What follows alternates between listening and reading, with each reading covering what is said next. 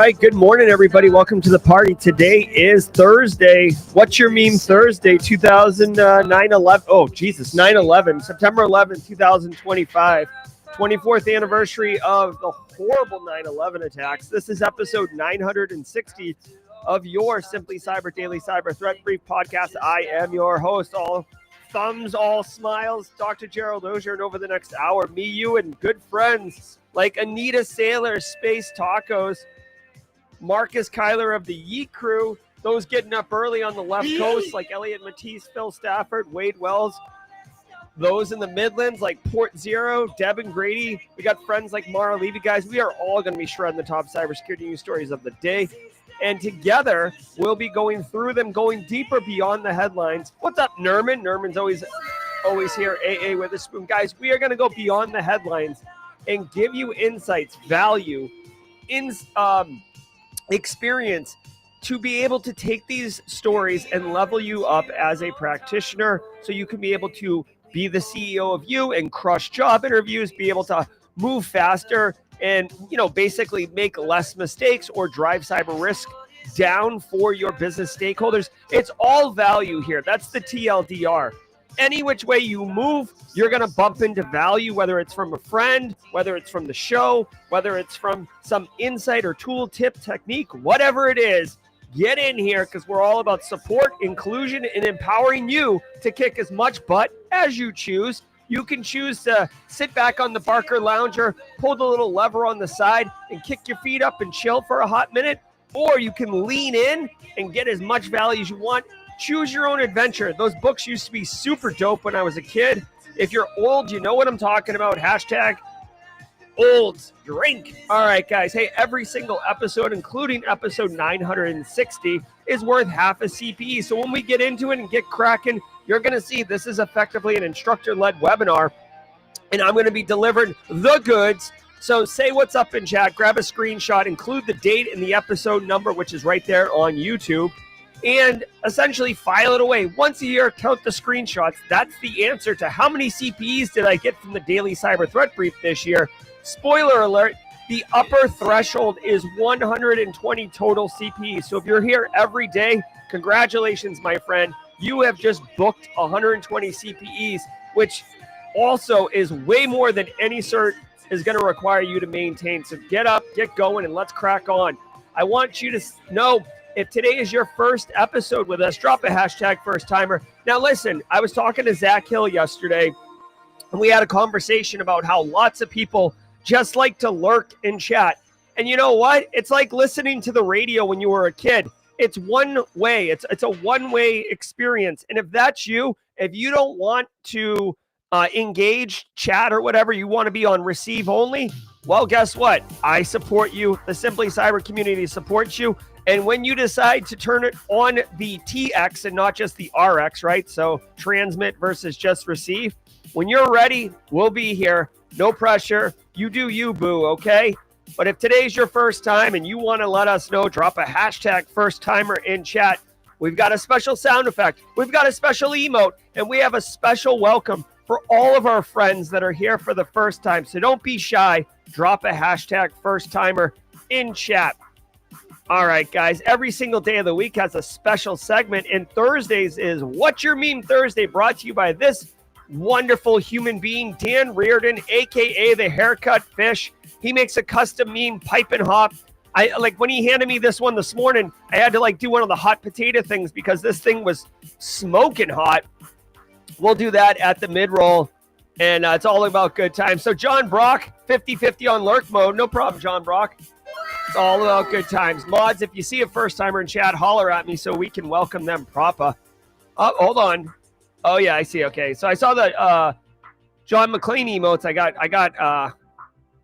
got excited. All right, hey, before we get into it, let me pay the bills. Let me say what's up to the stream sponsors. Let me say hello to the friends of the channel. And I want you to know these aren't just sponsors that pay to be here. I truly align with these businesses and consider them friends. Yesterday, I was on Anti-Siphon Trainings, who's one of the sponsors. I was on their webcast with Flare Academy or Flare personnel, right? So I'm telling you, We are one huge community supporting each other, and I freaking love it. So let me tell you about them, starting with Flare Academy, okay? Guys, listen. Flare is a wicked good cyber threat intelligence platform. Satobia Doxy. Satobia, we got some first timers in here, everybody. Let's welcome them with the proper techniques. Now, Yolanda Kangana over on LinkedIn, you're going to be able to see it on the stream here, but you're not going to, we can't like at you on LinkedIn. But welcome to the party, pal. Welcome to the party, pal. At Satobia Dixie, hold on, it's a little hard because I got to click on these things. Satobia Dixie, and thanks mods, Justin Gold, love it. Satobia Doxy, welcome to the party, pal. Yolanda, welcome to the party, pal. Welcome to the party. We love having you here. I hope you have a great experience. Let's keep cracking on with the Flare Academy. Guys, Flare Academy, listen, if you're interested in getting education at $0 from industry leaders who are living, helping each other, supporting, especially if you want to work in the SOC or be cyber engineering, you want to check this out. Go to simplycyber.io/flare, simplycyber.io/flare, and you will see, I'm doing it live on stream right now. They have a talk coming up on September 23rd, just 12 days away, on Russian cyber criminal forums. Okay, guys, the history of them, what they are, what they look like. You may have expectations and assumptions of what's going on there. They're going to give you the real deal. And on top of that, guys, I don't want to go into a Russian cyber criminal forum. I don't want to poke that bear, but I would like to know more about it. I'm a lifelong learner, and this is unbelievable access to education. Don't miss this. It's a 2-hour opportunity, and right afterwards, you can go on the Discord server and talk to the instructor and get your questions answered. So go to simplycyber.io/flare to get more information on that. I also want to say shout out to Barricade Cyber Solutions, disrupting and providing unbelievable incident response services to businesses of all sizes. But hey, did you know that you can properly configure your M365 environment? If you don't know how to do that, let me tell you, go to fortify365.com right now, fortify365.com. Open a new tab. Don't be shy with your RAM. You can have 30 tabs open like me. Everyone can. Fortify365.com today to learn about how Barricade Cyber Solutions can help you configure your Microsoft 365 environment to be properly configured, properly secure, and avoid getting compromised, right? It's all about risk mitigation, my GRC brethren, my GRC Mafia crew. Configure. All right. Also holler at Anti-Siphon Training. Yo, Anti-Siphon Training, love what they're doing, disrupting the traditional cybersecurity training industry by offering high-quality, cutting-edge education to everyone. They had the Anti-Cast last week. I went to antisyphontraining.com. I am on their website right now on the calendar of events, and you can see right now, next week, you literally, this is a good one. Jason Blanchard, who even to this day, I called him Brandon for some reason. Like, I know Jason. I've spent time with Jason multiple times. He surprised me in San Francisco, and I like brain farted. And I called him Brandon. Like, I felt so embarrassed. That's why I'm owning it right now. Jason Blanchard, a.k.a. Banjo Crashland, is hosting a workshop next week. It's free. You can pay up to $25 if you like, but it is free. 6 hours training, job hunt like a hacker, 2025 edition. If you're out there right now looking for work, trying to get a job, trying to do those things, this workshop is definitely going to add value. Jason has done this several times, and it's very cool. It's using like OSINT and different type of kind of offensive security techniques in order to job hunt. Very cool, and there'll be a lot of great people in there. So go to antisyphontraining.com right now to check it out and all their other amazing training opportunities. All right, yo. We are cracking on. I love it. Let's just hear from Threat Locker really quick, and then we are going to get into the news. You can see we got the stories coming up right here, right above my head. Ooh, yeah. Microsoft negligence, Apple combating spyware. Go on, you minx. All right, all that and more All that and more right after we hear from Threat Locker. I want to give some love to the daily cyber threat brief sponsor, Threat Locker. Do zero-day exploits and supply chain attacks keep you up at night? Well, worry no more. You can harden your security with Threat Locker. Worldwide, companies like JetBlue trust Threat Locker to secure their data and keep their business operations flying high. Threat Locker takes a deny-by-default approach to cybersecurity and provides a full audit of every action allowed or blocked for risk management and compliance. Onboarding and operation is fully supported by their US-based Cyber Heroes support team. Get a free 30-day trial and learn more about how Threat Locker can help prevent ransomware and ensure compliance. Visit threatlocker.com/dailycyber.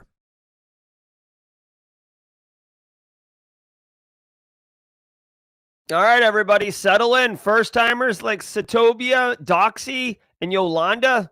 This is what we do every day. Let's let the cool sounds of the hot news wash over us in an awesome wave. I'll see you at the mid-row, y'all. From the CISO series, it's cybersecurity headlines. These are the cybersecurity headlines for Thursday, September 11th, 2025. I'm Sarah Lane. The NPM incident, nothing to fret about? In Wednesday's show, we passed along the story that an attacker compromised a developer's NPM account through a phishing email and pushed malicious updates to 18 popular open source packages. The code attempted to hijack cryptocurrency transactions, but quick detection and response limited the damage. Malicious versions were live for about 6 hours, and losses totaled roughly $1,000. Researchers called it the largest NPM attack to date in potential scope, but its actual impact appears to be minimal. Cursor auto run flow. Okay, hold on. So the attack was minimal. Why? Like, it just, come on now. All right, so we covered this story yesterday. NPM, a developer over a bunch of popular packages compromised. They, 2 billion downloads a week, which I said was insane. By the way, I'm pretty sure the story yesterday's, hold on. I want to fact check this because this is, oh my God. Because I did lose my mind yesterday on this one. I'm just going back really quickly. Where's the NPM story? NPM package bleeping computer. Here we go. Okay, so this was yesterday's story, and the only reason I'm going back to it is because I got all frothed up about this. Hold on, 2.6 billion downloads every week. It does say week. Okay, I thought it said day yesterday, but still 2.6 billion. That's a quarter of all humans on the planet. All right. So the attack was relatively, the blast radius was relatively small. The incident response process worked as intended. Very good. Again, it could be one of those ones where the attacker didn't realize that they got what they got before it had been remediated. It's possible that people weren't using the package. I'm not exactly sure. It annoys me because, like, there was no explanation as to how they mitigated this blast radius. But as I told my cadets the other day, because crypto has the blockchain, to me, it's like one good thing about crypto. It's an immutable ledger that captures all transactions. So even when super shady criminal undergrounds use crypto, you can still go look the wallet up and see what the transactions are. And they say here that they traced about $1,000 in stolen crypto. That's amazing. It says 1,000 USD also. So 1/10 of a 1/100th of a Bitcoin or whatever. So this is awesome for all of us and for victims that were not victims. Okay. The attacker poorly used a widely known obfuscator, which led to immediate detection after the malicious version was published. Okay, so that's how they got caught. The attacker basically used a tool that was easily recognizable. It's like detonating Mimikatz on a box that has EDR on or something like that. Like, it's just like, obvious. Or Mike Saunders over at Red Siege regularly says that Cobalt Strike is like very obvious unless you tune it to not look like that.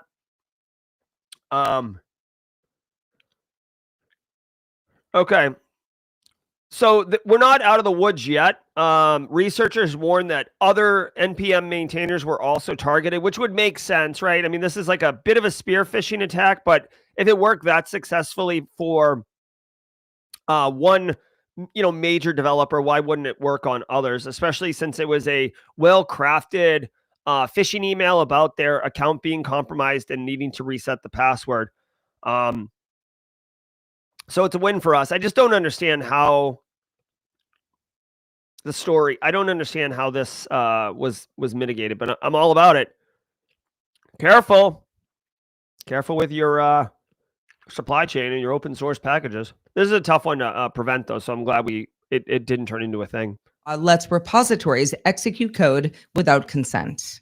A flaw in the cursor extension allows repositories to automatically execute code when a folder is opened in Visual Studio Code, even without developer consent. The auto-run feature can be exploited to steal API keys, alter files, or install persistent malware. With Workspace Trust off by default, opening a folder could compromise a developer's machine. Experts warn the show's developer tools are now part of the attack surface. Senator. All right. So if you are running Visual Studio with Cursor installed, okay, so this is pretty specific. You would need this Cursor thing installed and Visual Studio and then run on your machine, and then which would trigger unauthorized code execution when you do something like open a folder. So first of all, this is this is one of those ones where it does require victim interaction, i.e. the victim has to do something like open a folder. However, I would consider it like, what's the word I'm looking for?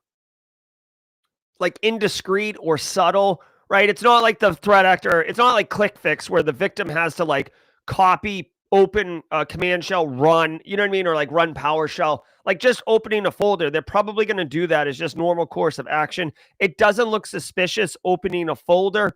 The problem is the auto run feature. We've run into this many times in our history as cyber pros. Auto run, like you plug in a USB drive, auto run. You have scheduled tasks. You turn on your computer, auto run, right? So attackers love auto run because it basically will execute without user intervention. Basically. So that's something to be mindful of. I want to point out for users in your organization, you could have people using Visual Studio that are not necessarily developers, like you're not a fintech company or a software company or whatever. I saw Eric Capuano on an Anti-Cast 2 weeks ago or last week, showing how he's using AI in the SOC. And he did a demo and he like opened up his computer and he was running Visual Studio and showing how he was writing AI agents, right? So don't think that this should only be communicated to your developer team or that it doesn't apply to you. Like anyone really running Visual Studio with Cursor installed is at risk. Now, I'm pretty sure Cursor is a popular module or extension. So the attack surface could be big, right? Let's see. The potential consequences, right? Steal API keys, sure. Alter plant persistent malware, sure. Yeah. So here's the one interesting thing. So it's like the computer of the person is what gets compromised, right? So it's not like a widespread, it's not a file server or anything like that. However, when a box is compromised, if you can dump creds on it or use upload an info stealer and get keys, tokens, passwords, keystrokes, all those things, it can be used as basically intelligence for lateral movement, for iteration of attack across your environment. So it's definitely something to not sleep on. Oh, it looks like we've got a wrecking ball here. Hold on now. Hold on. You guys, how you going to leave me hanging like that? Hold on 1 second. Where is it? Joseph Fitton says, Jerry, I've been a silent viewer, usually in retrospect because I suck at getting up early. Hey, brother, I feel that. Got my first info job 2 weeks ago after graduating university. Joseph Fitton. Hell yeah, dude. Congratulations. Way to do it. Way to do it. And thank you for sharing your win with our community. That's super dope. I love it. All right. Yeah. Okay. So this is an interesting kind of like macro take. Developer tools are now part of the attack surface. Like, okay. Welcome to the party, pal. Welcome to the party, pal. Here's a spoiler. All software is part of the attack surface. We live in a world of zero trust. That's why zero trust architecture is a thing, because developer tools, SaaS app, not SaaS applications, but developer tools, extensions in your browser, AI tools that you download and run locally. They're all attack surface, dude. Come on. All right. Wyden urges FTC to probe Microsoft over Ascension hack. U.S. Senator Ron Wyden has urged the Federal Trade Commission to investigate Microsoft for gross cybersecurity negligence after the 2024 Ascension hospital ransomware attack affected 5.6 million patients. Wyden alleges the breach started after a contractor clicked a malicious Bing link, and that Microsoft's failure to disable the insecure RC4 encryption protocol contributed to the attack. Ascension reported $1.8 billion in operating losses and offered 2 years of identity protection to victims. Microsoft says RC4 use is minimal and plans to disable it by default in 2026. All right. Apple's. All right. All right. Get your, so Yolanda Sotobia, this show is not political, but I do have to wade into the muck from time to time. And there's a little tinfoil hat that I'm going to drop. Okay. So I'm going to give you a interesting take on this. So first of all, this doesn't really affect us day to day, right? So practitioners out there, you're getting your coffee right now. You're sitting down at your desk, you're listening to the stream, and you're like, all right, what do I got to know today to get cooking? You got no action here. There's no action item. This is read only. All right. Now check this out. Ron Wyden has been a advocate and has spoken. I'm just like cranking Ricola like it's I'm getting paid by that, like they're a sponsor here. Ron Wyden has consistently been an advocate for cybersecurity. So this isn't like out of context or out of the blue. Okay. So yeah, definitely an advocate. Now, next, if I had to guess, okay, and this is terrible, but it's true. Okay. I don't know if Ron Wyden is up for re-election in the midterms. Ron Wyden, midterm election 2026. All right. So he's running for re-election in 2028. So he's got some time, okay? He turned 76 on Saturday. All right, Ron. So when he's 79, he'll be up for re-election, okay? I'm surprised. Here's the deal. There's so many. Listen, first of all, Microsoft has a giant footprint, okay? A giant footprint. You cannot reduce all risk. So the fact that a contractor clicked on a link and it led to the ransomware attack of Ascension, I get it. That sucks. I'm not super happy about it either. But to say that Microsoft, the company, is gross negligent and responsible for that seems a little strong. How come Ron Wyden, and this is why I think it's like a political posturing, okay? There are companies every single freaking day that suffer ransomware attacks. Snowflake last year hit. Progress Move It massively hit. Just recently, Salesforce hit. CrowdStrike brought down Delta Airlines and several other major airlines and companies everywhere. SolarWinds had the most elegant attack in history, and it infected and screwed up thousands of businesses. And I didn't hear anyone blowing the horn of Valeria and calling down the legends to attack about gross negligence, okay? Now, is Microsoft completely absolved from any responsibility? Not exactly, right? I'm sure there were defense in depth things that could have happened here. Maybe reduce the blast radius, whatever. But one guy, one place, clicking on one thing. Like, come on, man. Like, I get it, Senator Ron. And this is why I think it's political posturing. Everybody knows Microsoft. Everybody knows Ascension hospital system attack. Everybody, like, it's just, to me, it's like,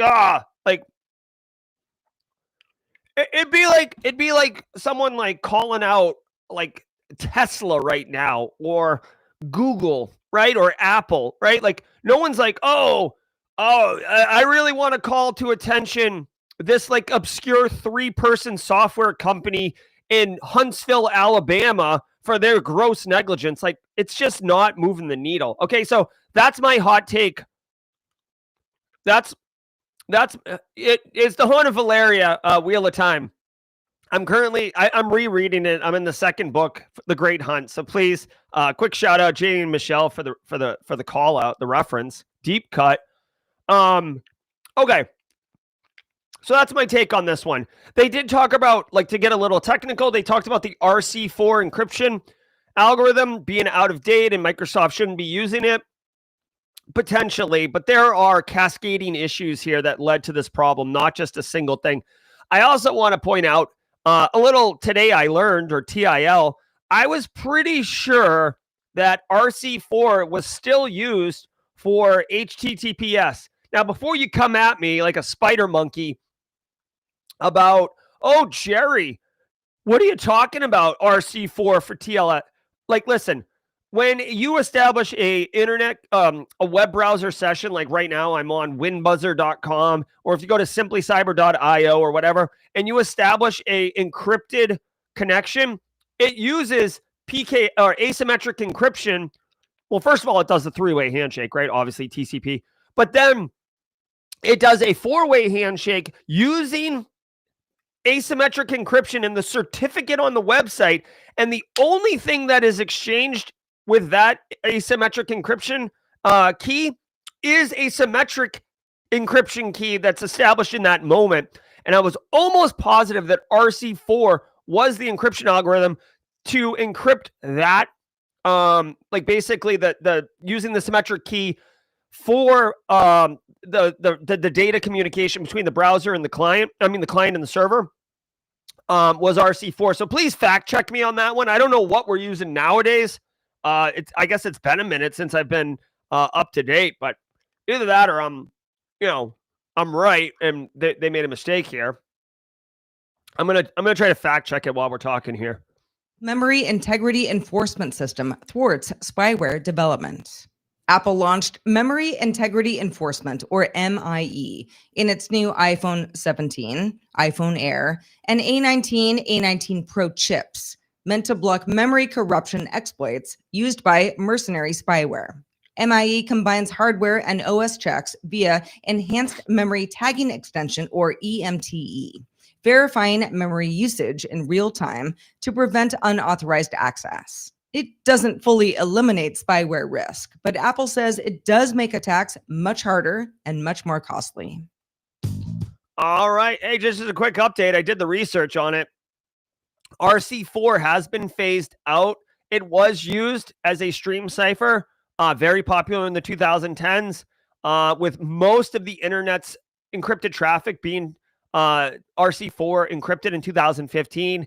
There are known attacks. There are statistical anomalies with it, and it has been phased out for our friend AES CBC, which is, I believe, a stream cipher using AES as the backend encryption algorithm. All right.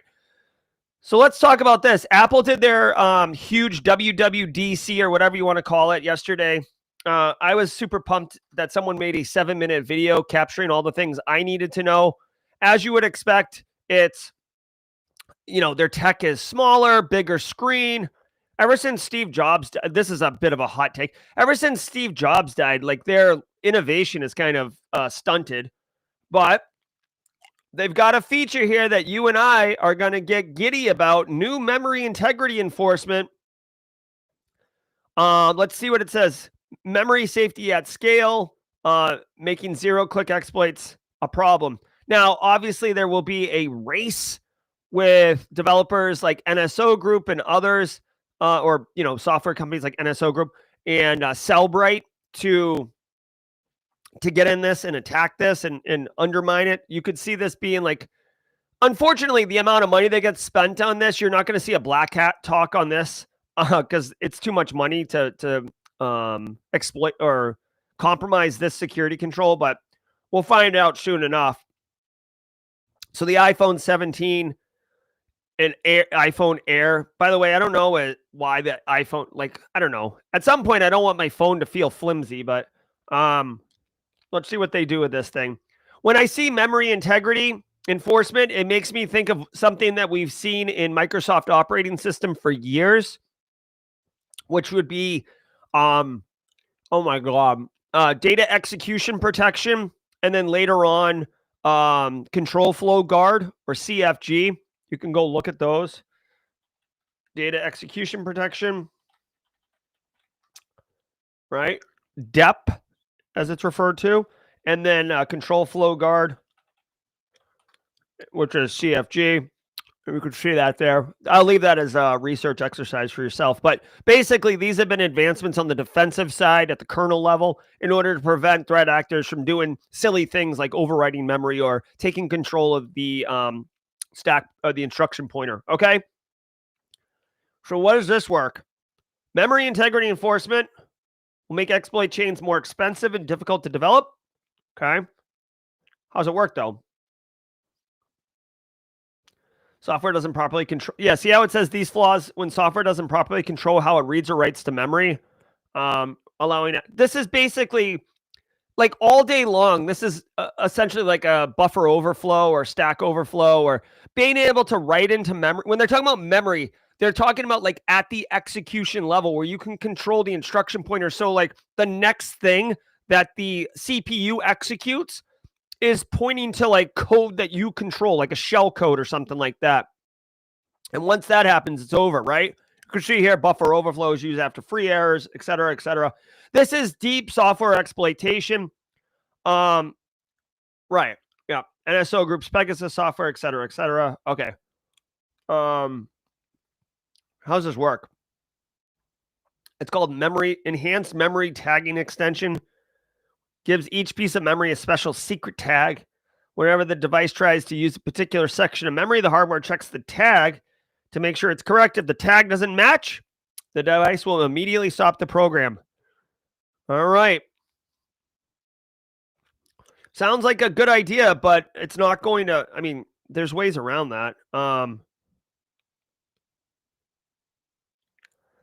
Okay. Let me explain to you how this could be circumvented. This is going to like go way down in the rabbit hole of nerddom, but like this is not trivial. This is a great security control. This will be, this is like making the hurdle 8 feet tall. Okay. Very difficult to jump over. But if you are a, NSA operator or a really, really well-trained Chinese analyst or North Korean analyst or whatever, you can jump over an 8-foot hurdle. Here's how it works. They did this in Windows like years ago. This is the way to get around this is called ROP or remote oriented or I think it's remote oriented programming. I always forget with acronyms. ROP. ROP. I think it's return oriented programming. Yeah. Okay, ROP. And basically, the TLDR behind ROP and why it works and why it would work in this instance too is ROP basically weaponizes built-in functions and internal calls and stuff in the kernel of the operating system.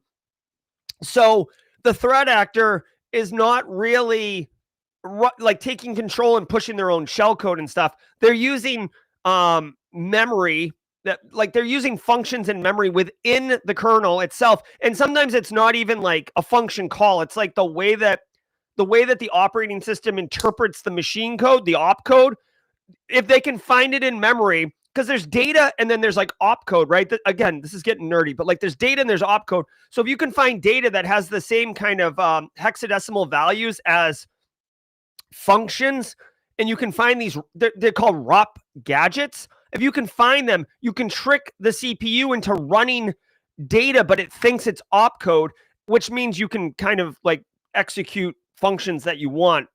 Not easy. There's only so many ROP gadgets, but I would imagine that security researchers are going to start looking and then publishing ROP gadgets inside of the Apple operating system just because of this. If there's any deep software exploitation engineers in chat, right? I'm thinking like Josh Stroshine, Casually Joseph dabbles in this for sure. Definitely giddy up on this one. Okay. All right, let's keep going. Huge thanks to our sponsor, Vanta. Do you know the status of your compliance controls right now? I'm talking right this second. We know that real-time visibility is critical for security, but when it comes to our GRC programs, we rely on point-in-time checks. More than 9,000 companies have continuous visibility into their controls with Vanta. Vanta brings automation to evidence collection across 35 frameworks like SOC 2 and ISO 27001. They also centralize key workflows like policies, access reviews, and reporting, and help you get security questionnaires done 5 times faster with AI. Now that is the new way to GRC. Get started today at vanta.com/headlines. All right. Also, shout out to Ryan Chapman, another awesome cyber professional who is probably, buttering himself up for some ROP gadgets. All right, let's keep cracking. Hey, if you are a first timer here, allow me to introduce you to this recurring activity.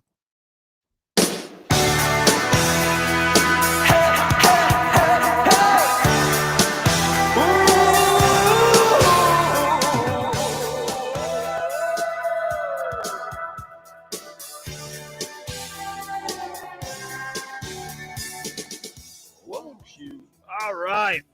Holler. Dude, shout out to all y'all. Also, shout out to TJ Nelson, another amazing industry professional, local to the Low Country, PhD, DSU Cyber Ops, and an amazing reverse engineer. Just a little love. Guys, shout out to the stream sponsors. Thank you, sponsors, for enabling me to have Ricola on demand here in the Buffer Auger Flow studio. Barricade Cyber, Anti-Siphon, Flare, and ThreatLocker, all about good times. Shout out to the first timers, Yolanda and Satobia. Thanks for opting in and saying what's up. If you're on read only, aka a lurker, aka a passive observer, I want you to hear my voice. Thank you for being here. No expectations or requirements for you to say what's up or engage, but when you're ready, we're here for you. Can't wait. Every single day of the week has a special segment. And Thursdays is What's Your Meme Thursday. Oh, yeah. Dan Reardon, the haircut fish, the crochet master, the Magic the Gathering, I don't even know what the word is. Fishing extraordinaire, monster hunter, the man of many talents, and he also makes custom memes. Now, this is right here, honey lemon echinacea. All right, so this week I was on Anticast. Yesterday they were talking about beats or something like that, like beatbox, like. And I was like, "Are you guys talking about bees? Or they were talking about bees?" And I said, "Are you guys talking about beatboxing?" Anyways, completely misread the room. Dan made a note of it. Ladies and gentlemen, your meme of the week. It's me. I'm a bee. There we go. There you go, Jerry the Bee. Because I definitely was deaf and didn't hear anyone say anything about anything. We're on the mid-roll. All right, thanks, Dan Reardon. As always, appreciate it. I mean, I am eating honey lemon echinacea, so it feels very on brand. All right, let's keep cooking. I'm going to slide over. Get ready for your laws. Marcus Kyler, Alpha Sierra, they always lead us off, and I'm grateful for it. Get ready to let this wash over you. You know the words, everyone. Let it go. La la la la.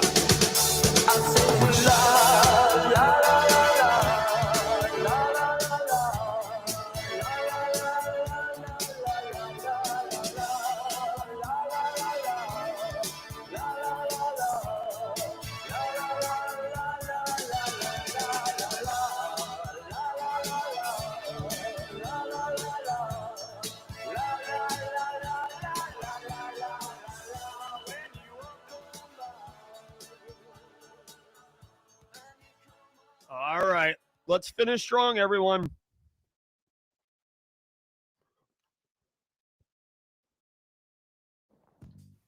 EggStreme malware breaches Philippine military systems.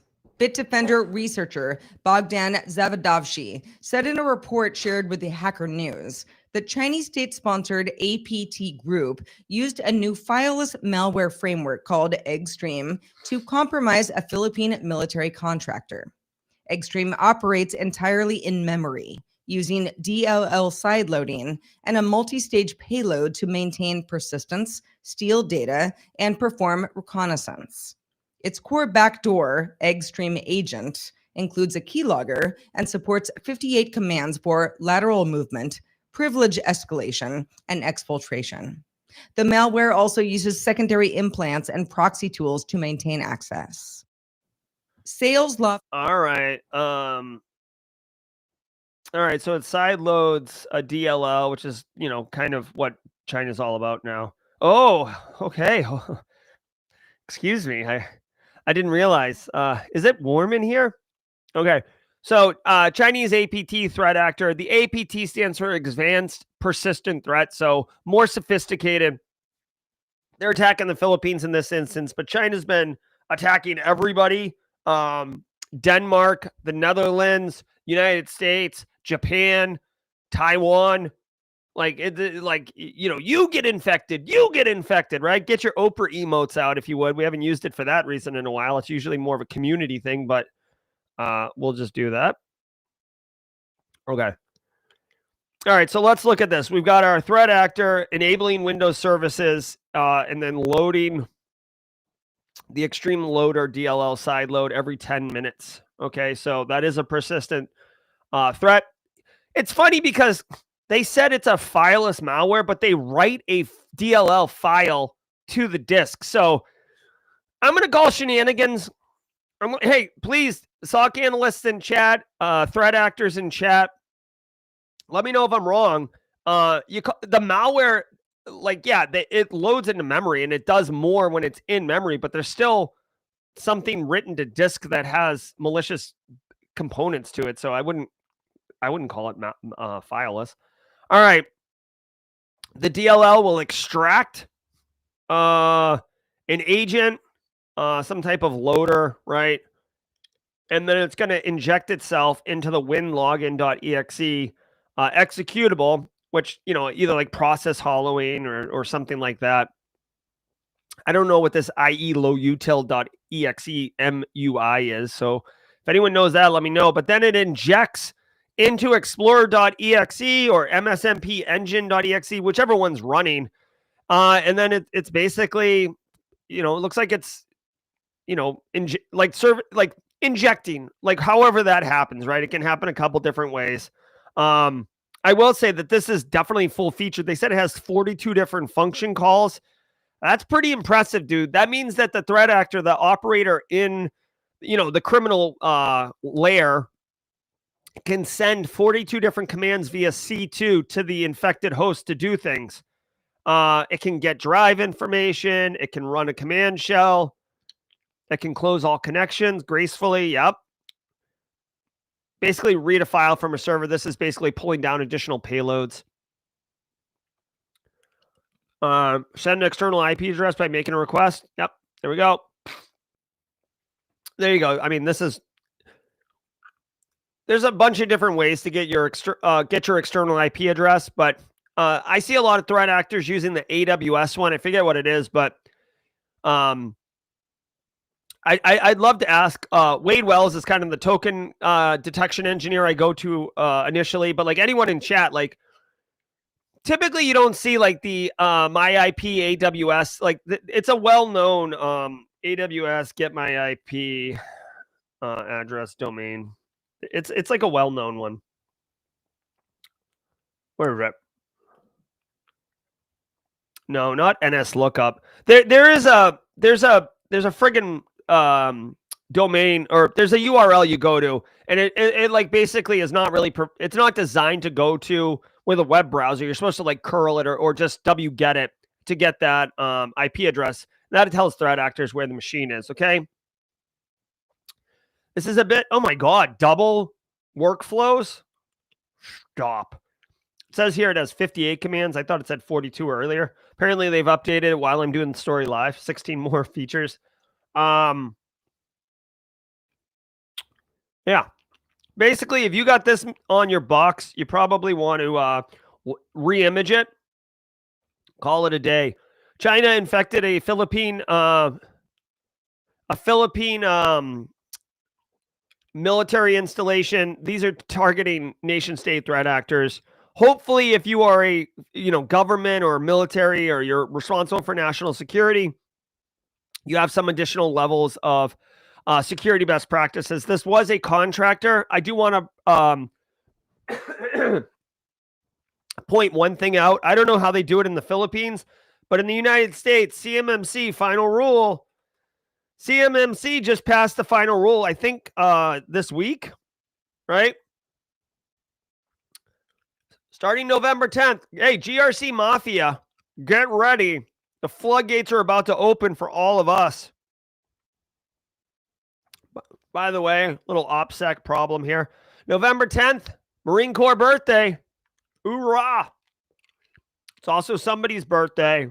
All right. CMMC is basically, I just want everyone to know here, because I think it's more valuable than knowing that China attacked the Philippines. CMMC are requirements that are going to be pushed down to private businesses that want to do work with the DoD. You'll have to get audited and independently assessed that you are compliant with CMMC requirements, which basically is 800-171, which is essentially, I think it's like 25 or 26 NIST 853 controls. I'm going way down into the nerd pile here. Like all you see, it's like if the NIST nerd pile was a hay bale, okay, like a pile of hay, I'm dove in. All you can see is like my two little feet dangling. I'm like all in there. But here's what you need to know. CMMC is going to be required for businesses to do business with the DoD. The DoD is like one of the biggest, businesses in the United States, and they write contracts all the time. They outsource all the time to private business. Think of like your Lockheed Martin, your Northrop Grumman, right? Your big players. But then there's small players in that same market, right?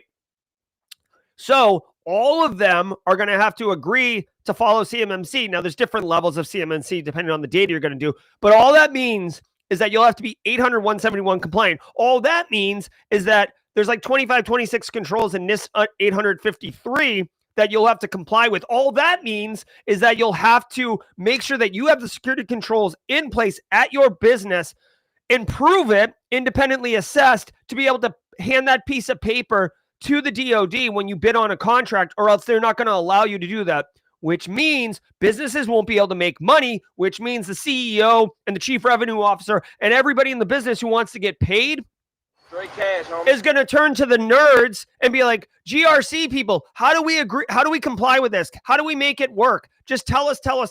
And then GRC people are going to be like that meme of the guy behind the tree who's like, oh yeah, we're about to get paid up in this piece. So if you want, I'm telling you right now, or I'm calling it, get smart on CMMC requirements. You can look for audit readiness.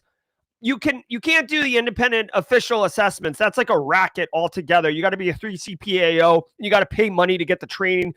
To me, that's the whole thing's like a racket. But I digress. You can do security, you can do CMMC readiness audits and readiness preparation. That's going to be a huge market. GRC people, Daniel Lowry, Mark Tape, we have reached the promised land. GRC is cool officially. People are going to be coming. You know what? All of a sudden, the invites are going to be coming to the birthday parties. Okay.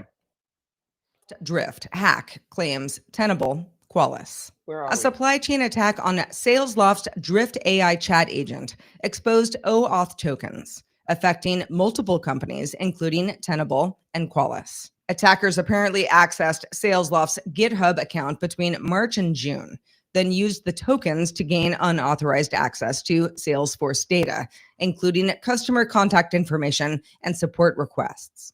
The attacks linked to the UNC 6395 group exploited weak controls and tore exit notes.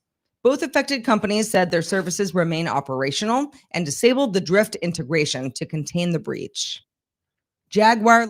All right. So let's see. So Tenable and Qualys, they are vulnerability scanning solutions. I'm in the middle of making a vulnerability management analyst class, and I'm talking all up in Tenable and Qualys's face.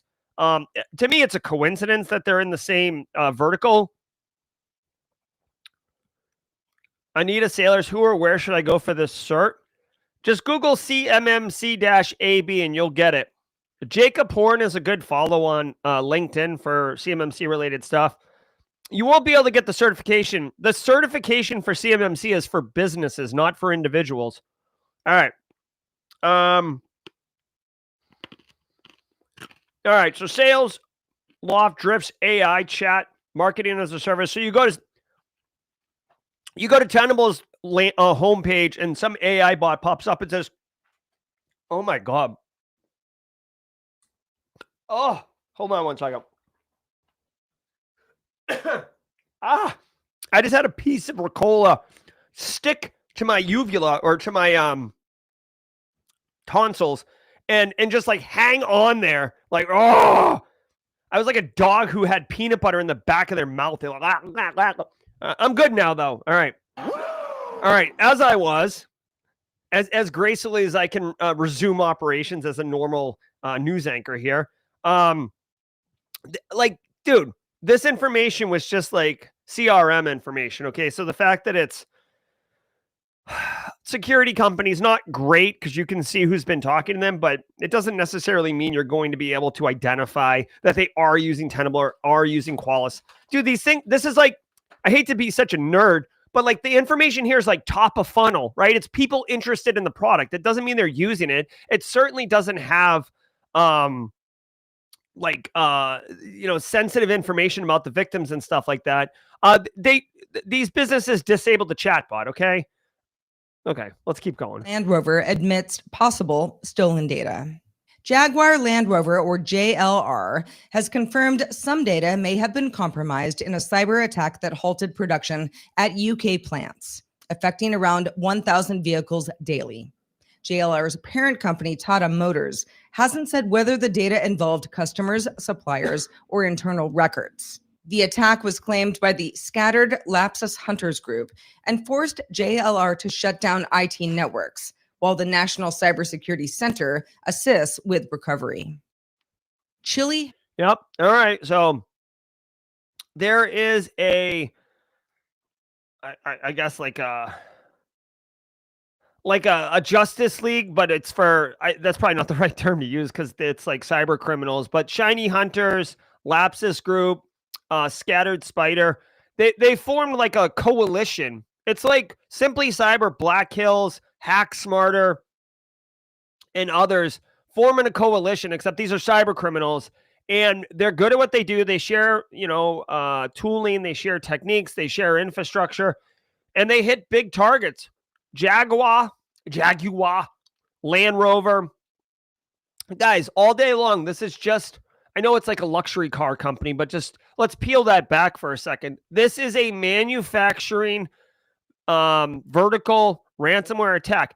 Manufacturing next in healthcare are like 1 in 1A for the most attacked ransomware laden industries. If you work in manufacturing or you work in healthcare, really any industry, but those two specifically, you should absolutely be doing the things to help protect from ransomware attacks and minimize the impact and the blast radius. Essentially, how long are you down from a ransomware attack, especially in manufacturing? I don't know how many Jaguars they weren't able to produce per day or whatever, but this is the impact. It should be if anything, honestly, like threat actors have made it easy to make a compelling case to business leadership in manufacturing about why it's so important to invest in both protection controls as well as recovery controls. Oh, we've got backups. Yeah, okay, like 1997 called. They're on line 2. They want their minimum viable security recovery process back. It's 2025, guys. Like, it's a lot more complicated than just like grabbing a tape and popping it into a recovery system and hitting the button and going and getting a coffee. I don't even know what we would do in 1995. Go get some slap bracelets, I guess. I don't know. Space tacos, drink. Yeah, it is what it is, okay? These threat actors, they're good. They're going to keep cooking. And you can see that the company is working around the clock to restart its IT systems, but understanding it's highly complex. All right, this one sentence right here. Again, I don't research or prep for these shows, so I don't know what you're going to get. Frankly, I don't even know what I'm going to say. Check this one out. The company said it's, quote, working around the clock, unquote, to restart its IT systems, but doing so is understood to be a highly complex process. Couple things to point out here. Number one, working around the clock. They got them in shifts, 24/7. So when you're doing tabletop exercises and you're working through this, be aware there are some things that you will not experience in a boardroom or a break room or whatever the room is that you're doing the tabletop exercises. When you're doing 24/7, guess what? How are you eating? How are you eating? Are you just going to order pizzas for breakfast, lunch, and dinner? I don't know. Food costs money, delivery, right? And it's absorbed costs at this point. Who cares? Just write the check and keep going. But there is ancillary things that need to be considered. How are you feeding your staff? Okay, how is staff, like, where are they sleeping? How are they going to sleep? Are they going to go home? They're working around the clock, bro. Chances are you don't want them to go home. Like, you know what I mean? So, like, are you doing cots? Like, what, like, are you renting a hotel across the street? Like, again, I know it sounds silly, but when you're dealing with time is money and every day is millions of dollars lost for Jaguar Land Rover or insert manufacturing company here, you better believe the CFO is ready to cut a check for 200 grand to have a mobile, a food truck parked outside until further notice. All right. So when you're doing your tabletop exercises, I'm not saying you do a tabletop exercise. You're like, all right, everybody, I want everybody to get under the table right now and take a 15-minute nap like it's kindergarten and it's nap time because we're going to practice this. Just present the issue. All right. Hey, everyone, it's going to take us 72 hours to recovery. What does the shifts look like? What are we doing here? All right. Also, highly complex process. Yes, obviously. Do you know the order in which you recover applications? It's not a video game. You don't just push a button and everything recovers at one time. Some things have dependencies on others. macOS malware may have been live for 4 years. ChillyHell, a modular macOS backdoor, may have infected computers undetected for 4 years. This was first reported by Mandiant in 2023 and linked to the UNC 4487 group. A developer-signed version passed Apple's notarization back in 2021 and was publicly hosted on Dropbox. Jamp Threat Labs researchers found that the malware persists via launch agents, launch daemons, or shell profile modifications, and evades detection using time stomping, multiple command and control protocols, and a modular design. It can download updates, brute force passwords, exfiltrate data, and execute additional payloads. Apple has revoked the associated developer certificates. Since we started... That's interesting. So Apple, approved this thing. I don't understand if it was actually in the App Store or not. They said it was hosted on Dropbox. So I don't know if you had to like jailbreak your phone and then download it, but it had a signed certificate from Apple, so it seemed more legit. I don't fully understand this, but what you should know is that this sounds like a pretty elegant, and by elegant, I mean it works consistently. It doesn't have a lot of like tentacles that are very easy to detect. A very elegant piece of malware that had 3 different persistence mechanisms. Another really interesting aspect of sophisticated malware. It's been revoked. Chances are you weren't impacted by this. Like, I feel like you'd have to you'd had to have like deliberately gotten this one. All right. It is in virus total right now. Okay. Yeah. So this is interesting. If you're into Apple malware, this looks like a really good one. Again, I'm not super into Apple malware, so I don't really know. What I will say, I'll share this with you, and then I got to get out of here. I got to go teach. For my money, right? For my best practice, the number one thing I could recommend, if you are into Apple and Apple malware and anything Apple, the number one person, as far as I'm concerned, in our industry is Patrick Wardle. This guy right here, former NSA operator. He worked at Jamf, or he works at Jamf, or his company was bought by Jamf. He runs Objective-C. This guy, number one, if you see this guy speaking at a conference, I would make it a priority to go see him. He's one of my favorite speakers, and I don't even care what he's talking about. He's like, it'll be great. And I care what he's talking about. What I mean is, it's not like I'm making a decision based on his talk title. It's like he is a great presenter. Furthermore, he lives in Hawaii. He's big into surfing, which means he's cool, right? He's author of The Art of Mac Malware, the book right here. So, I mean, he is like literally as far as I'm concerned, he is the leading expert on Mac OS malware, exploitation, etc. There he is right there on the left. He's a super cool dude. You can walk right up to him at a conference and say what's up, and he'll say hi. I saw him speak at friggin' ShmooCon 2011 when he worked at Synac. Him and Colby Moore. It's where I got my first introduction. Just really, really good. Patrick Wardle. Go check it out. Wonderful guy. Doesn't do a lot of like podcasts that I've seen, but yeah, he's cool. All right, let's cook.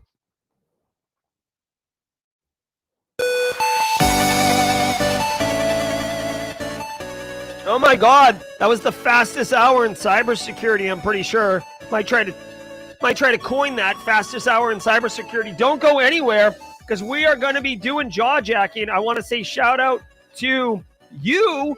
Thank you so much. This was episode 960 of Simply Cyber's Daily Cyber Threat Brief. I was your host, Dr. Gerald Auger. Have a wonderful day. Don't go anywhere, because we are going to be jawjacking like a bunch of mother truckers. Daniel Lowry is going to be answering your questions, providing so much value. I'm Jerry from Simply Cyber. Until next time, stay secure. Ever wonder what it takes to break into cybersecurity? Join us every weekday for Jawjacking, where industry experts answer your burning questions about the cybersecurity field. Live, unfiltered, and totally free. Let's level up together. It's time for some Jawjacking.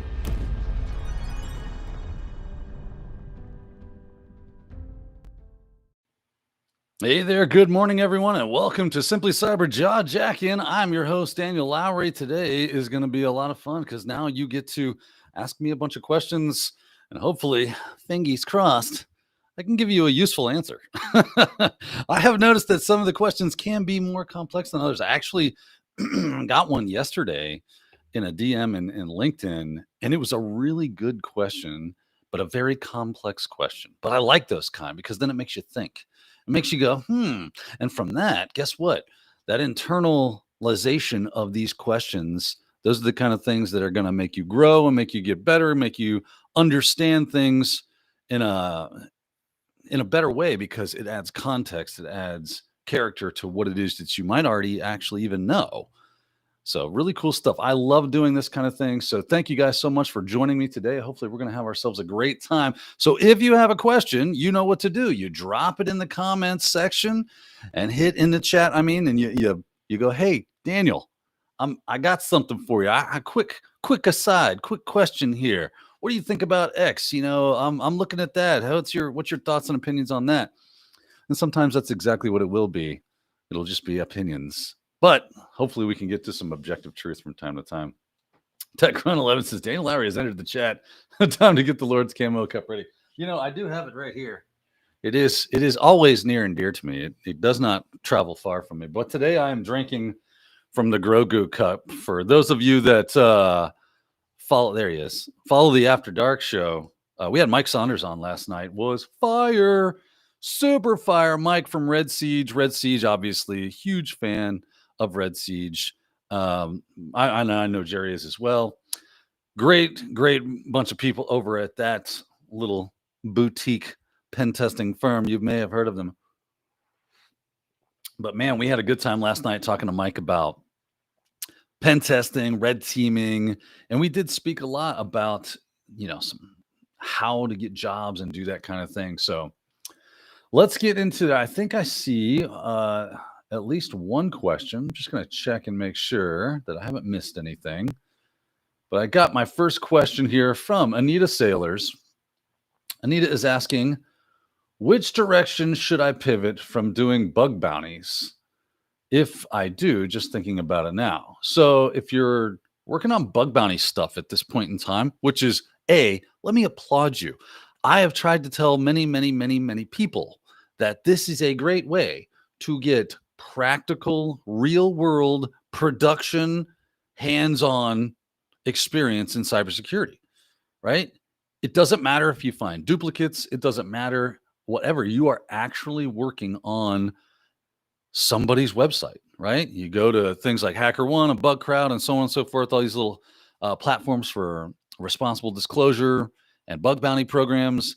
You find out who's got an open scope, what is said scope, and you can read all those documents, and you're doing just like you would be doing inside of as a pen tester, someone who's moving to something like web app, which is probably going to be your next stop. So if you start off with bug bounty, obviously they're very focused on web applications. Not everything is going to be web applications. You can do like mobile apps.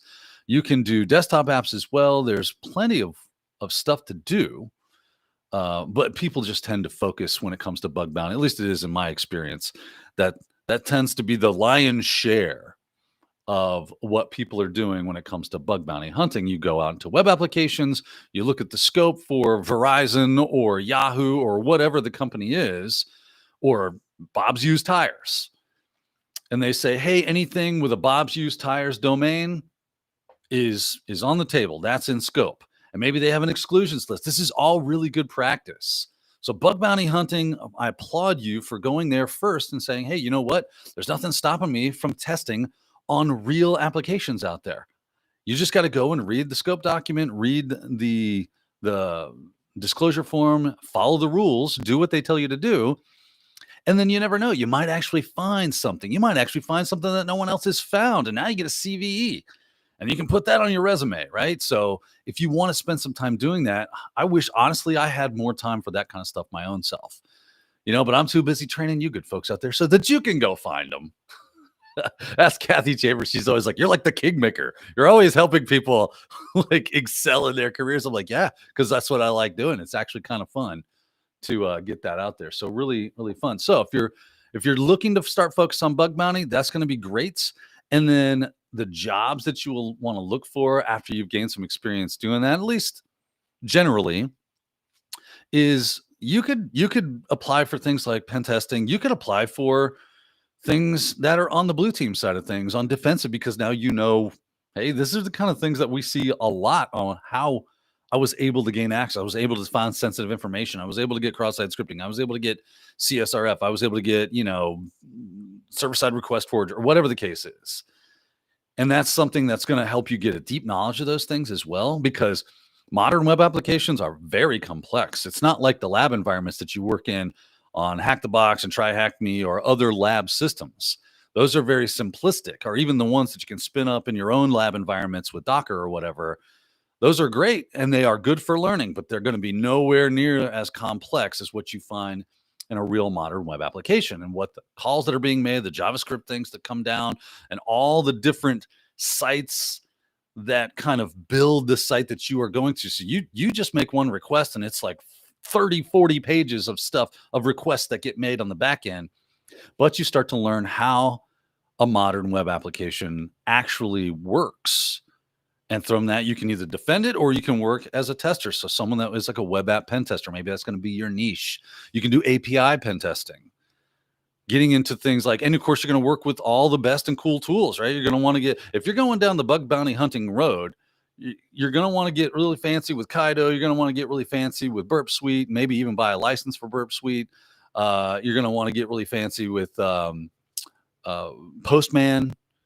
So go ahead and start building that knowledge out, building that tooling out so that you can have some hands-on with it.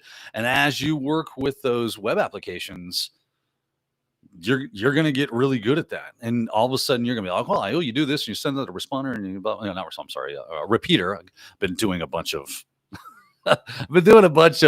Windows post exploitation stuff in my spare time. So I've got responder on the brain, but no. Send it to repeater. And then I'm going to make these modifications. I'm going to send that to the web application. I'm going to see how it responds. I'm going to see what it does, and so on and so forth. So that is a really good way. I love that you're there. And I think more people should just look into it. You don't have to get crazy with it, but go play around with some open scope bug bounty hunting stuff and see what you can do. Just have some fun and have a learning experience. Be prepared that you're not going to find some, there's not going to be like, oh, by the way, here's where we do cross-site scripting, right? You're going to have to look through and kind of figure out and map that whole thing if you actually want to find some stuff. Every now and then, the heavens open and the angels descend holding one long note and they go, oh, look, here is your command injection. You go, whoa, I got a P1 right here out of the gate. No way. It can happen. It does happen. But that just means priority one. Like, this is the critical. This is a problem. Right. And you know what you also learn is you learn how, like, let's say you found a cross-site scripting vulnerability and it's like, cool. Awesome. You found a cross-site scripting. That's bad. We want to fix that. But if you can then see how that might lead to more exploitation, then it becomes more critical. You get bigger payouts, so on and so forth. And you start to learn how these things kind of fit together.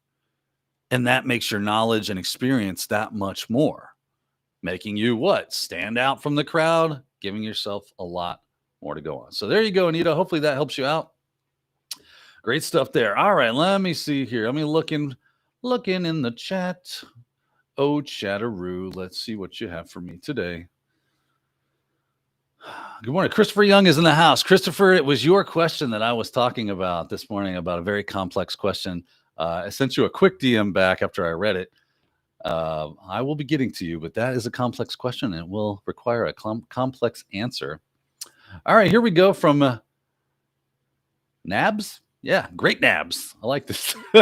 What's the best way to prepare for the CompTIA Security Plus exam? Well, that is a very subjective question. And that doesn't mean we can't give you some opinions and some thoughts and some answers on that. It just might not be the answer. You know what I mean?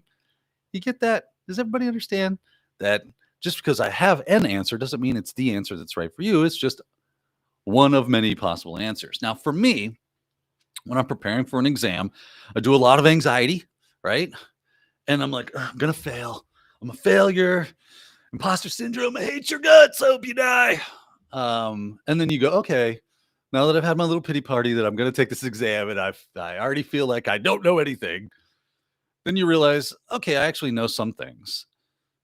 And you move on and you start to go, okay, the best thing I always tell people is figure out where you're weak and lean into it hard. And that is an uncomfortable feeling. Which is why we're weak at whatever, right? You've come across something like cryptography. This is Daniel's kryptonite. I hate cryptography. I get it. It's just a magic box that makes things secure. Like, what more do you want from me? Right? Unless I'm building crypto algorithms, I just need to know what crypto algorithms apply to what it is I'm doing and what is the most secure form of that, and can I implement it? And should I be implementing it if I can? Absolutely. That's it. I mean, there's security 101 right there. So unless you're actually making cryptographic algorithms, trying to understand how they work can be a little bit brain twisty. So for Daniel, historically, he has gone, get it away. Yeah. I got a bad taste in my mouth. It's like metal. It's weird. I don't like it. Is my nose bleeding? It's cryptography again. Got me.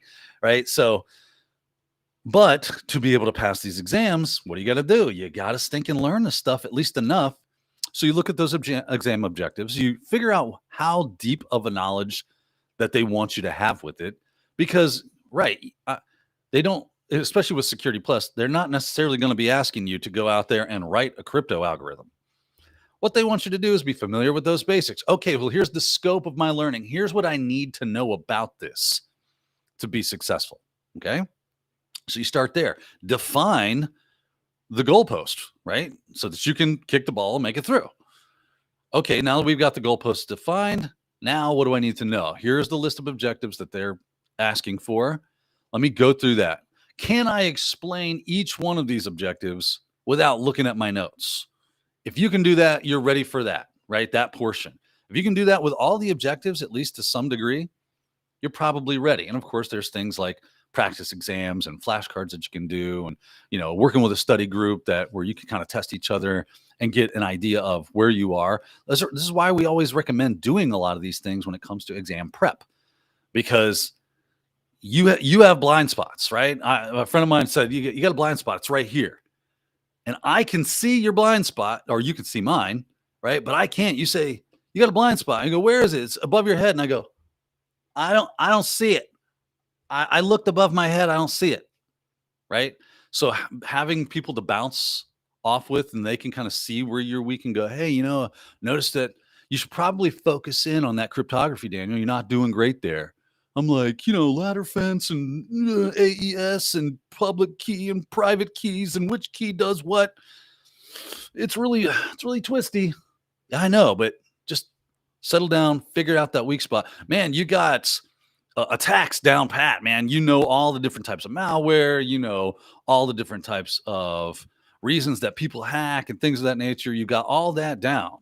But this cryptography thing, man, seems to be getting you. So let's focus in on that. Go out and read some articles about how cryptography is helping or is weak, or how we're implementing it wrong and people are getting popped because of it. And you start to learn a bit more about it, right? You add some context. Context is key to everything. And when it comes to your learning journey, is wrapping context around it so that you can best prepare. And then from there, you make yourself a set of notes. This is for you, Chris Young. You have notes. And his question was really quickly about, like, how much detail do we add? How do I know what to put in my notes? How do I know how to make my notes as effective as possible? Well, again, that's going to be a one-size-fits-one solution. I always start off with more info, better. And then as I work my way through that information, I see how much can I just pop off the top of my head. And then the stuff that I can't, I need to spend more time with. That means building labs. That means spinning up. And when I say building labs, I mean, like, if I'm talking about Active Directory security, then I need to get into like group policy, which means VMware or VirtualBox or something to that effect. An evaluation copy of blank Windows Server 2016, 2019, 2022, whatever you want. I don't care. Spin up Active Directory. And so, like, I'm installing those roles. You get so good at doing that after a while that it only takes you about 30, 45 minutes and you got an AD spun up. And that becomes old hat. It's like, well, whatever. So I get, I need an AD, cool. And now you built the thing. And now you're going out there and you're figuring out, okay, let's look at the group policy that I can work with. Let's look at my password policy. Let me look at, ADCS, right? The certificate systems and things of that nature. What it comes down to SMB and sharing. What am I doing right? What am I doing wrong? Let me build an insecure SMB share and then see if I can. All right. Because if you understand how you build it insecurely, you're also going to know how you build it securely. You see how that works? And getting that hands-on, that's where your notes. And you're taking those notes and those little esoteric things that you're never going to remember because you don't do it all the time. That's where you get really detailed and it becomes a reference for you later in life. So I know I'm kind of answering two questions for the price of one here, but that's how I prepare. And I get my set of notes, and then right the day of, as I'm sitting in the lobby of that of that testing facility, I am scouring through my notes and especially focusing in on those things that I tend to forget. And you know better than anyone what those things are. So there you go. I cannot believe we have been 20 minutes already. All right, moving on. Let's see here. Back to the chat. We got a LinkedIn user. Okay, let's check this one more on the Security Plus. This is quite the question. I'm AJ. I come from a public health clinical research and project management background. Okay. I've been told that I need to go for Security Plus certifications at the bare minimum to break into cybersecurity. I'm interested in GRC and cybersecurity. You've come to the right place. I've also been asked to go straight for CISP. Any guidance that you would offer? Okay, so your public health, clinical research, and project management. I don't know that CISP would be the great. There's a lot of good reasons why most people like myself, Jerry, John Hammond, you name the cybersecurity person on the YouTubes or wherever, that we tend to push you towards Security Plus as your first foray into cybersecurity. It's because A, it's not too deep of a knowledge, and it's wide enough, but not too wide, as it were, right? So whereas CISSP is really wide, right? That would be a really good next step, maybe, okay? But Security Plus, A, it has a lot of benefits to it. Starting off with that, it covers most of the cybersecurity things, foundations that you need to know to be a cybersecurity practitioner. It gives you a industry recognized certification that has a long pedigree of being well known. And I don't know anybody that's like Security Plus, so stupid, right? I'm sure they're out there, but it's just an uncommon thing to run into someone's like, don't waste your time with Security Plus. If you are brand new, that is a great place to start because it has all the things that you need to know about security, at least fundamentally. Most of them anyway. I'm speaking in generalities. So yeah, go for that thing. It's going to give you that certification. And guess what? That certification brings in a ticket to ride a little bit. I'm not saying it's like, oh, I get my Security Plus and I get job. It's not what I'm saying. What I'm saying is it allows you to have the opportunity to get a job, or at least in some capacity. And that's because it's got the DoD 8140. It is certified underneath this specification, which a lot of people in cybersecurity tend to work in the government space, military. And that is an accepted credential for being eligible to do those jobs. It's a whole lot easier than doing something like CISP, which also would give you that credibility. But like, it's a whole lot more expensive. It's a whole lot more difficult. You start to see it's like the law of diminishing returns comes into play on whether or not I should start with my CISP or go for Security Plus. Depends on what you're trying to do. But if you're just looking to get your first cybersecurity certification, that's a good one to go for. The Google security certification as well. That's a great one. Has made a lot of headway, covers a lot of the same information, and is relatively inexpensive, if not free. I want to say it. Now I got to go look it up. The Google security certification. Let me look at this thing really quickly here. All right. There is a Coursera course. I don't want to watch the video on it. I just want I guess I'll look at the Coursera course. Let's see what we got here. Yeah. This is what's up. Enroll for free. There you go. Enroll for free. I don't know how much the exam is or anything like that, if you know how much that costs, but at least you can take the training for free. And it's going to cover a lot of the same things that are in Security Plus. Right? So there's a lot of good training out there that you can go out and get. Your boy's already got it on his head. So don't think I haven't thought about this as I've gotten back into the training space. I'm going, where are we hurting? I'm like, you know what we need? And we need because my old Security Plus stuff is somewhere else. Anywho, moving on. Hopefully that helps you on figuring that out. I mean, personally, for me, I wouldn't start with CISP. I would start with Security Plus or the Google Cybersecurity Professional certification, something like that. Security Plus just had, like I said, a long pedigree, and it's well known. You're going to see it on jobs. It does not in any way at all guarantee you even an interview. But I can guarantee you this. It's the kind of thing that, like, if they see it on there, they go, okay, we're doing stuff. We got it. That's nice. If they like everything else, that's going to help. It's not going to hurt you. Let me put it that way. All right, let's see here. Moving on. So this one right here, I actually don't know the answer to, but if someone in chat does, that'd be great. So I see a lot of talk about CPEs. How does that actually work? Do I need to register them? How? I have some from SAMS, VHS, NSI for training, et cetera, et cetera, et cetera. You get a certification, I believe, or some way to prove. You have to have some way to prove that you set the training or whatever. And it's basically, some certifications require you to maintain a certain level of interaction with what it is you're doing, like cybersecurity. So platforms like Jerry, he does daily cyber threat brief, and it offers CPEs. So if you watch the entire show, you get CPEs, and that goes toward your accreditations. So if you're something like CISP or whatever, and they require CPEs to maintain that CISP, then watching Jerry's show is going to help you keep that up to snuff. And I'm just assuming that they'll have portals. I've never actually done CPEs myself. I just go retake the exams, or if I need to. But maybe I should be doing that. I've set plenty of stuff that provides you with CPEs, but yeah, it's just a way to prove that you are continuing your education with the people that you are accredited with.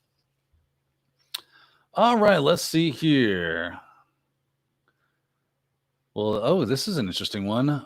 Will Daniel Lowry be at Simply CyberCon telling cyber stories by a cyber campfire? Well, I added the cyber campfire, sorry. But yeah, I am definitely hoping to make it to Simply CyberCon this year. It's not that far away from me. What is it, South Carolina? Yeah, South Carolina is not that big of a drive. I can make that. That could be fun. So I hope to see you there. Let's see. What else do we got? We got 4 minutes. And then, I almost forgot something here. Yeah, there we go. Daniel's got to keep himself in order. Oh my goodness. This is a question and a half. Cyber Saint asks, you're building an internal red team from scratch. You can hire 4 specialists. What specialties are you hiring? Phishing, someone that knows how to do phishing really well and is good at social engineering. Someone that's really good at building infrastructure quickly, because that is a super, super useful thing. What else? You definitely want someone that's great at pivoting and lateral movements and stealth. And then someone who is like the C2 wizard. Off the top of my head, that would be my 4. The people that, that just go, okay, I know Cobalt, Raphael Mudge doesn't know as much about Cobalt Strike as I do, kind of thing. You know what I'm saying? And I hope that every single one of them would have that out of the box thinking mentality. We're just talking about skills, specifically like technical skills, but they all need to have that ability to think on the fly, move really fast, and come up with creative solutions to problems. And there you go. Yeah, that would be my 4. Let's see here. Where are we at? We've got just 2 minutes left.